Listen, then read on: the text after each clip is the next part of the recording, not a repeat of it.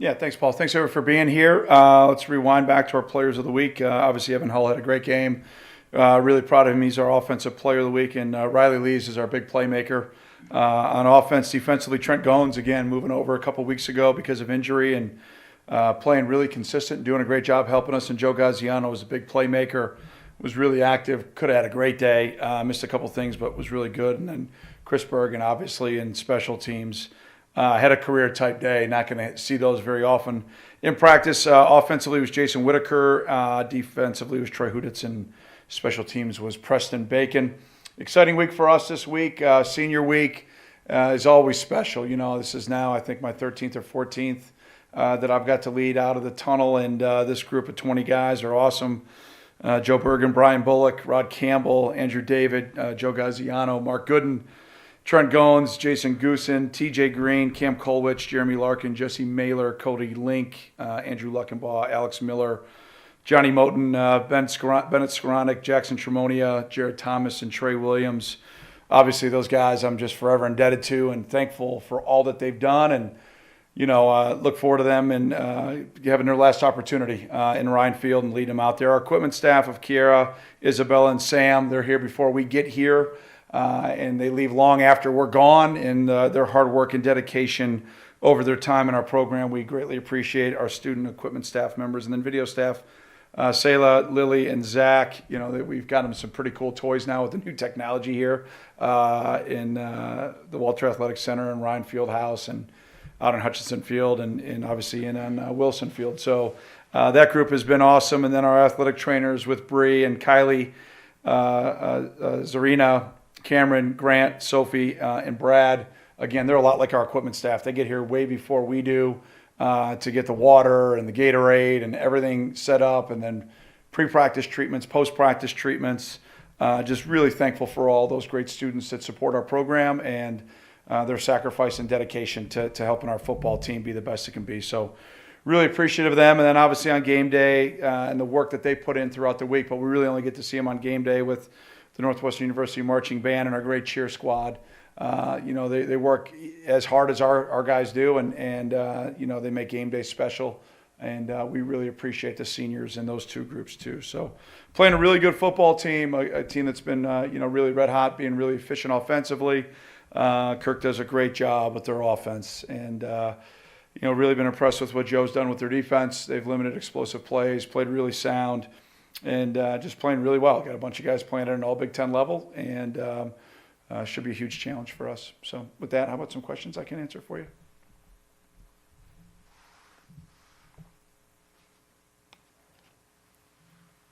Coach, you talked about how Hunter Johnson was set out this week because he was banged up. Any update on his status going forward for the next 2 weeks? No. And talked last week about Kyrie McGowan being out indefinitely, I believe. Any update on his status for the next 2 weeks? Nope. Thanks for asking.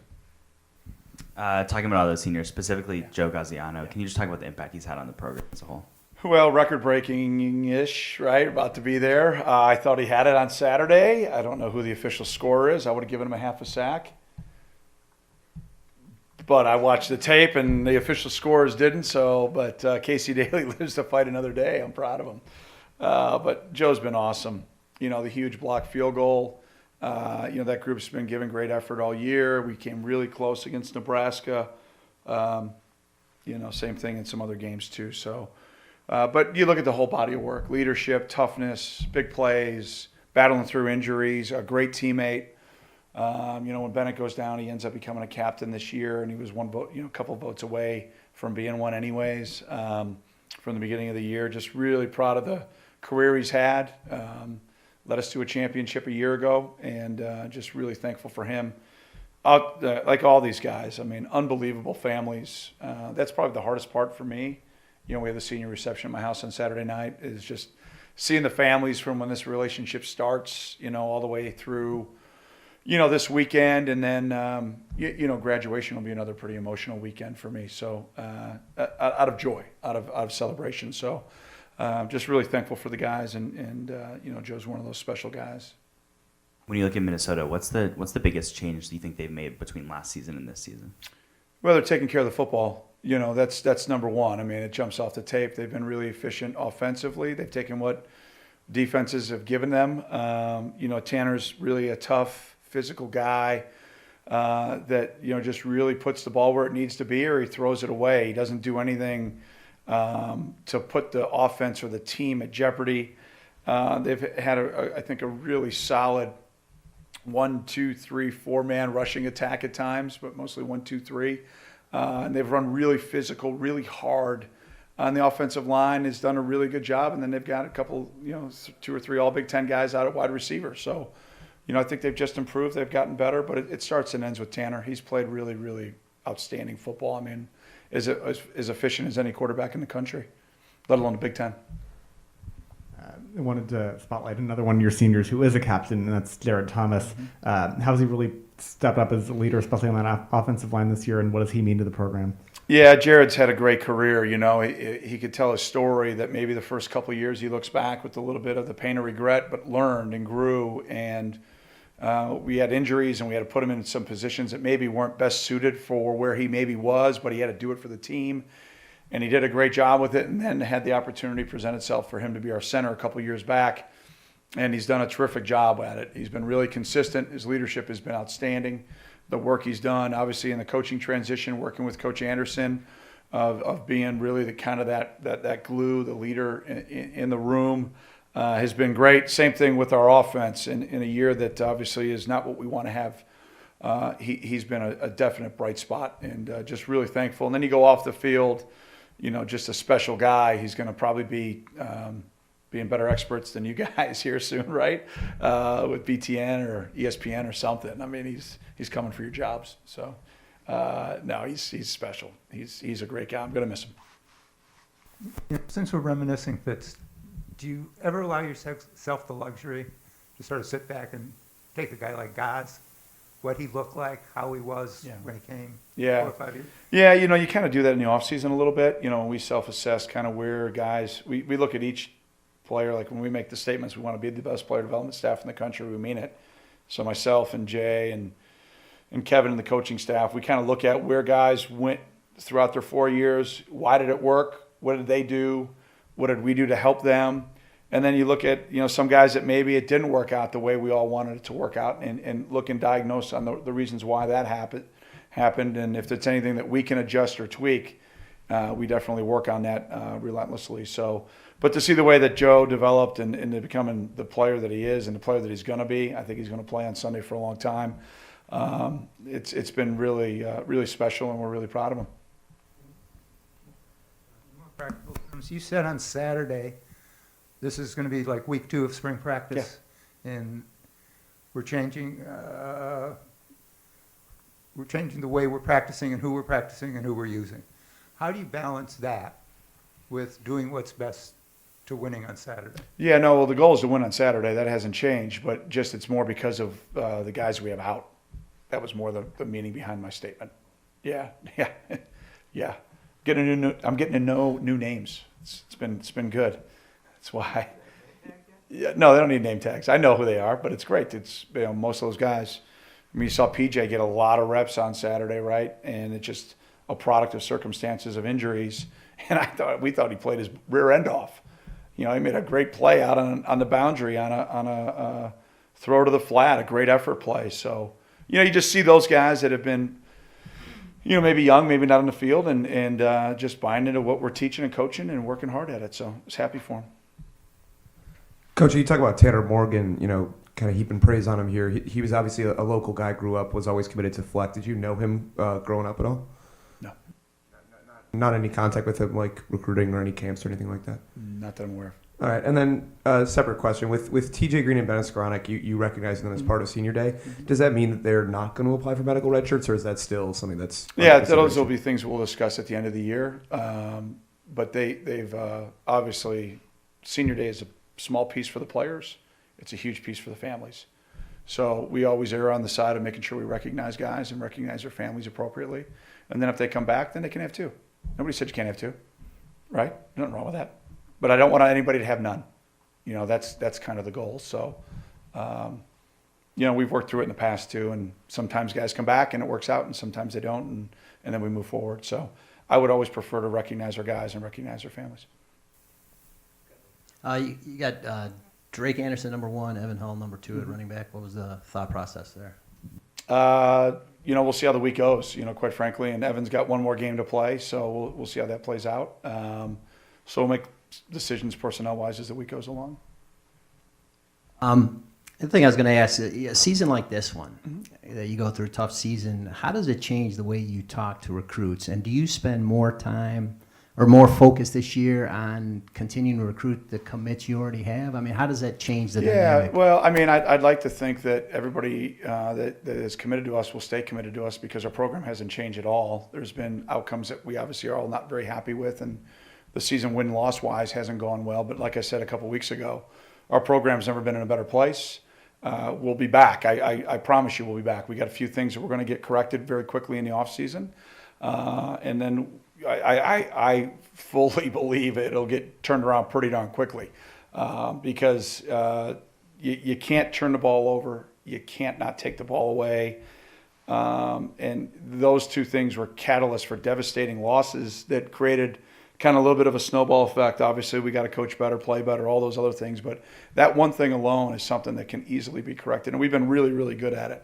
When it comes specifically to recruits, I think I'm very transparent. I think I'm very open. I think I'm very honest. I think our whole staff is. And I think we typically recruit guys from high character families that see what we have as a program, what we want to do to develop the guys to be the best they can be in everything in their lives. And sometimes you have adversity. And typically adversity reveals your character. And it's really easy to be upbeat, positive, and trudging forward when you're, competing for a Big Ten championship. It's a lot harder when you're in a tough situation. And I hope I've proven to the families, not only of this class, but future classes, that when you get our football program, you get a consistency in leadership and a mindset and approach that we're going to develop our guys to be the best they can be. And I'm not going to be deterred because of a couple of difficult losses in one season. It doesn't happen by accident. So the things that we can correct and fix, we will. And then we got to get our competition back. We ran a little bit out of competition. And so with that being said, it's sometimes hard to make changes when you don't have anything, next to go to. And that'll be back. I mean, when we get these 20 plus guys back, it'll help. We had the class. I always spend a lot of time in recruiting. I think the second part of your question. Very honest with them. I think our families that we're recruiting, especially in this class, have watched us play, and I think they got a pretty good idea where we're going for the future. So I fully anticipate the guys we got committed will sign. And then, if there's a few more that become available because of this, that, or the other, then we'll add some guys accordingly.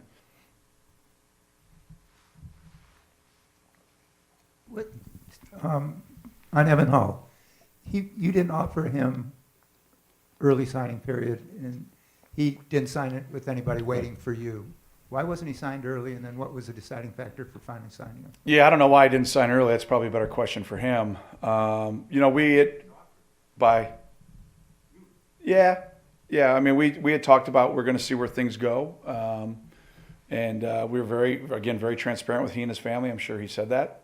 And then we were working through the process, and recruiting's pretty fluid. Louis knows that. It's a very fluid process. And we sat down, we made a decision, myself and Lou, on the direction that we wanted to go, and that's the direction that we went. It's really not complicated. Coach, you guys are kind of in a role this weekend that you haven't been in at least a couple of years, of sort of that spoiler role, potential to kind of ruin what's been a great season for Minnesota. Does that sort of motivate the guys in your experience in any way, or is it more just having a chance to beat a great team? No, not at all. I mean, our focus is on playing our best game of the year. I don't think we've done that. I don't think we did it on Saturday. I'm happy for Minnesota that they're having a great year. But our goal is to go 1-0, and so it's that way every week. And we've got to go get prepared this week. We've got to get guys to play better.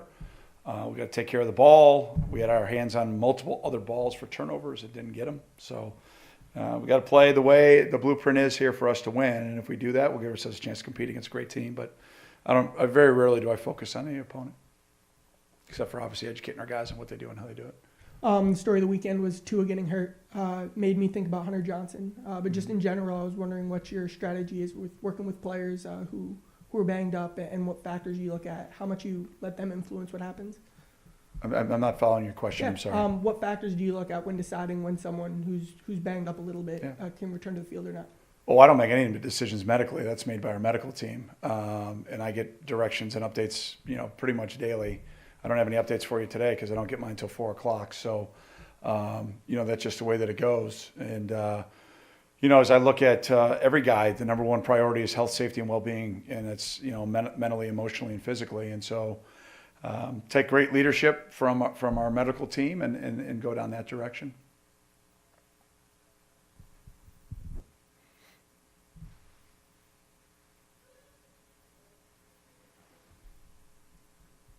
Fitz, quarterback position has been an issue all season.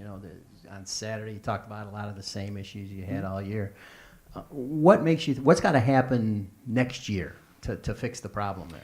Well, it starts with preparation. It's obvious that some of our guys did not do the things they needed to do to prepare for the season, and that showed and manifested itself pretty quickly. So, roles change. Roles change dramatically for some guys, and obviously the production, lack thereof, is a statement to preparation. So I think it starts there. It's funny. I sat here in the preseason, and everybody told me who my starting quarterback was, and nobody listened to me. And I was pretty adamant that there was a quarterback ongoing battle going on, and now obviously I was correct. But it's my fault, so I accept that responsibility. So that's just the way that it goes. We knew we were going to go through some growing pains that I think we would, with, a 4-year starter being graduated. Should I have anticipated that our play would be this inconsistent? Not really. But then once we saw that it was, we tried to do some things a little bit differently. But we can't have the quarterback play the way it is right now and expect to compete to win games consistently and compete to win championships. So it goes to preparation, mentally, film study, prep, understanding the ins and outs of the offense, where to go with the ball, where not to go with the ball. And then competition, right? And, we were really close. I thought at the start of the year, TJ's injury obviously was pretty catastrophic because he was our most experienced guy. But those are all excuses. We got to do a better job coaching them. We got to do a better job developing them. And we obviously will add competition to the room too. And the best person has to play. The most consistent person has to play. Not the media anointed one, and we'll see how things progress. So as I talk about, we will get things fixed. That is the number one room that I will get fixed. Period. End of discussion. Not hard, not complicated. It's painfully obvious. But those guys are all great kids. They're just not prepared. They weren't prepared for what it takes to be the starting quarterback. And it shows. And a little bit of it's inexperience. A lot of it is snowball of negativity. They didn't play very well, and then they lost their trust in themselves and their confidence. And we're trying to pump their tires to the best of our ability. We're trying to give them some things, and then it just kind of keeps going down a negative snowball, and we just weren't able to help them get it turned around. So I believe in all of them. I believe that they're all good enough to help us win. I think that, Andrew and Jason are just chomping at the bit for an opportunity. And I think Aiden and Hunter, obviously the guys that have played, have got to prepare better. And they've got to perform better, and we've got to coach them better. So that combination of things will get it fixed. The fact that there wasn't much improvement since, whatever it's been 12 weeks since the beginning of the year, you're still confident that it's going to happen in the offseason? Depending on who you're talking about, I'll give you that answer next fall based on what they do. I'm talking about the room. Again, like I said, I don't have enough time to say whether or not it's going to get turned based on what I'll see this offseason. You know what I mean? I mean, you're taking – how many games? 12? We've been 10 games. 10 games, 30 hours of a body of work and making an assessment. I'm taking an assessment over every day, every minute of every – you get where I'm going? It's a little bit different assessment that I have the luxury to be able to look at instead of just a little 3-hour window. The 3-hour windows have been bad. Yeah. Right. So we gotta get the guys' confidence back, first of all. And then we got to get their fundamentals better. And then obviously schematically, we got to figure out, from a consistency standpoint, what they can do better. So that's the work that we have ahead of us.